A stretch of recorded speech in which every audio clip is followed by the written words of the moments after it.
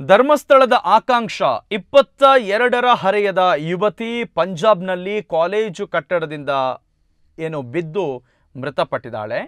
ಆಕಾಂಕ್ಷ ಸಾವಿಗೆ ಹಲವಾರು ಅನುಮಾನಗಳು ಇದೆ.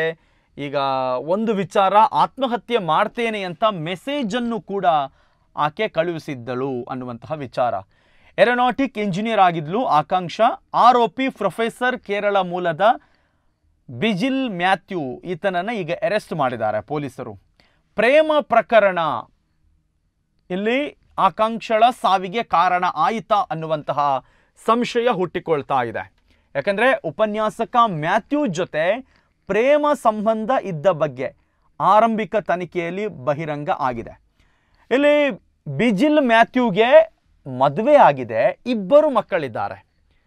ಹಾಗಿದ್ದರೂ ಕೂಡ ಮ್ಯಾಥ್ಯೂಗೆ ಇಲ್ಲಿ ಆಕಾಂಕ್ಷ ಜೊತೆಗೆ ಪ್ರೀತಿ ಇತ್ತು. ಸೊ ಈಗ ಒಂದು ಸಂಶಯ ಏನಂತ ಹೇಳಿದರೆ, ಆಕಾಂಕ್ಷ ಮ್ಯಾಥ್ಯೂಗೆ ಮದುವೆ ಆಗಿದೆ ಅನ್ನುವಂತಹ ವಿಚಾರ ಗೊತ್ತಿಲ್ಲದೆ ಆತನ ಜೊತೆ ಒಂದು ಪ್ರೇಮದಲ್ಲಿ ಅಥವಾ ಪ್ರೀತಿಯಲ್ಲಿ ಇದ್ದಳು. ಯಾವಾಗ ಈಕೆಗೆ ಮ್ಯಾಥ್ಯೂಗೆ ಮದುವೆ ಆಗಿದೆ, 2 ಜನ ಮಕ್ಕಳಿದ್ದಾರೆ ಎನ್ನುವಂತಹ ವಿಚಾರ ಗೊತ್ತಾಗುತ್ತೆ, ಅದರಿಂದ ಮನನೊಂದು ಸಾವಿಗೆ ಶರಣಾಗಿದ್ದಾಳ. ಈ ಆಯಾಮದಲ್ಲಿ ತನಿಖೆ ನಡಿಬೇಕಾಗಿದೆ.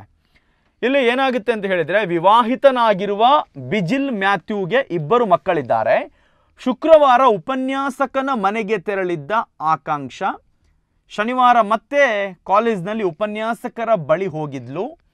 ಈ ಸಂದರ್ಭದಲ್ಲಿ 2 ನಡುವೆ ವಾಗ್ವಾದ ಆಗಿತ್ತು.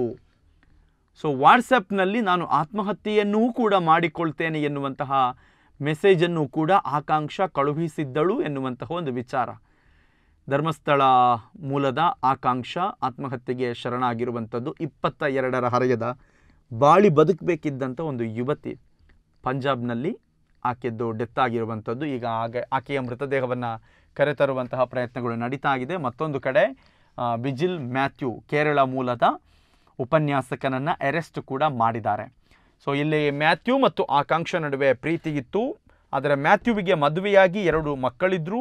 ಈ ವಿಚಾರದಲ್ಲಿ ಏನೋ ಮನಸ್ತಾಪ ಆಗಿ ಜಗಳ ಆಗಿ ಮನನೊಂದು ಆಕಾಂಕ್ಷ ಆತ್ಮಹತ್ಯೆಗೆ ಶರಣಾಗಿರುವ ಸಾಧ್ಯತೆಗಳು ಕಂಡುಬರ್ತಾ ಇದೆ.